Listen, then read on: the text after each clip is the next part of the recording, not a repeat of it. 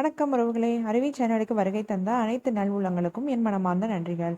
இன்னைக்கு நம்ம சேனல்ல ரொம்பவே ஆரோக்கியமான காரசாரமான கோவக்காய் சட்னி எப்படி செய்யறதுன்னு தான் பார்க்க போறோம். அதுக்கு தேவையான பொருட்கள்: கடலைப்பருப்பு, துவரம்பருப்பு 1 ஸ்பூனு, சின்ன வெங்காயம் கொஞ்சம், பல்லாரி ஒரு அரை பல்லாரி, தக்காளி, இஞ்சி பூண்டு, வரமிளகா, புளி, கொஞ்சம் கருவேப்பிலை, கோவக்காயை ரவுண்ட் ரவுண்டாக கட் பண்ணி வச்சுருக்கேன். ஸ்டவ் மேலே ஒரு பேன் வச்சு பேன் ஹீட் ஆனதும் கொஞ்சம் நல்லெண்ணெய் சேர்த்துக்கிறேன். எண்ணெய் காஞ்சதும் கடலை பருப்பையும் உளுந்தம்பருப்பையும் முதல்ல வறுத்துக்கணும். பருப்பு கொஞ்சம் நல்லா செவந்து வரணும், அது வரைக்கும் நல்லா வறுத்துக்கலாம். பருப்பு சேர்த்து செய்கிறனால இந்த சட்னி ரொம்பவே டேஸ்ட்டாக இருக்கும். சட்னிக்கெலாம் வறுக்கும் போது எப்பயுமே ஒவ்வொரு பொருளாக போட்டு தான் வறுக்கணும். சில பேர் எல்லாத்தையும் மொத்தமாக போட்டு அப்படியே வறுத்து சட்னி அரைப்பாங்க. அந்த மாதிரி செய்யும்போது கண்டிப்பாக டேஸ்ட்டில் டிஃப்ரென்ஸ் இருக்கும். ஒரு தடவை நீங்கள் இந்த மாதிரி செஞ்சு பாருங்கள், டேஸ்ட் ரொம்பவே நல்லாயிருக்கும். ஒரு கொத்து கருவேப்பிலை போட்டு அது நல்லா பொரியிற வரைக்கும் வறுத்துக்கணும்.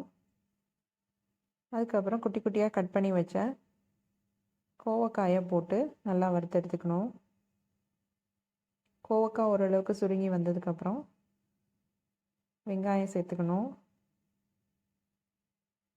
வெங்காயம் ஓரளவுக்கு டிரான்ஸ்பரண்ட் ஆகிற வரைக்கும் வதக்கிக்கலாம். எப்போவும் தேங்காய் சட்னி, புதினா சட்னி, தக்காளி சட்னின்னு ஒரே மாதிரி சட்னி அரைக்காமல் இந்த மாதிரி கொஞ்சம் டிஃப்ரெண்ட்டாக சட்னி அரைச்சி சாப்பிட்டு பாருங்கள்.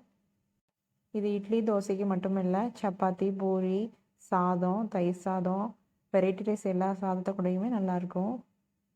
ஒரு தக்காளி குட்டியாக கட் பண்ணி வச்சதை சேர்த்துக்கிறேன். இப்போ எல்லாத்தையும் சேர்த்து நல்லா வதக்கி விடணும். 3 பல் பூண்டு, ஒரு துண்டு இஞ்சி சேர்த்துக்கிறேன். மிளகா காரத்தை விட இஞ்சி காரம் நம்மளுக்கு சட்னியில் நல்ல டேஸ்ட்டு கொடுக்கும். 4 வரமிளகா சேர்த்துக்கிறேன். கொஞ்சம் புளி சேர்த்துக்கிறேன். இப்போ எல்லாத்தையும் நல்லா வதக்கி விடணும். இப்போ கொஞ்சம் தேவையான அளவு உப்பு சேர்த்துக்கலாம். கொஞ்சமாக பெருங்காயம் சேர்த்துக்கிறேன். இந்த மாதிரி வதக்கி அரைக்கிற சட்னிக்கு எல்லாத்துக்குமே கொஞ்சம் பெருங்காயம் சேர்த்து செஞ்சு பாருங்கள், அது ஒரு மணமாக டேஸ்ட்டாக இருக்கும். இப்போ கொஞ்சம் நல்லா சுருண்டு வர வரைக்கும் வதக்கி எடுத்துக்கணும்.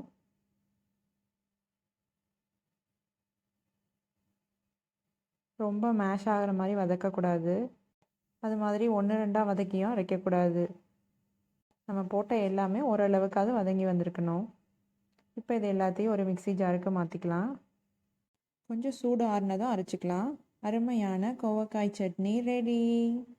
இந்த காரசாரமான கோவக்காய் சட்னியை நீங்களும் உங்கள் வீட்டில் ஒரு தடவை ட்ரை பண்ணி பாருங்கள். இந்த வீடியோ உங்களுக்கு பிடிச்சிருந்ததுனால லைக் பண்ணுங்கள், ஷேர் பண்ணுங்கள், சப்ஸ்கிரைப் பண்ணுங்கள். நன்றி, வணக்கம்.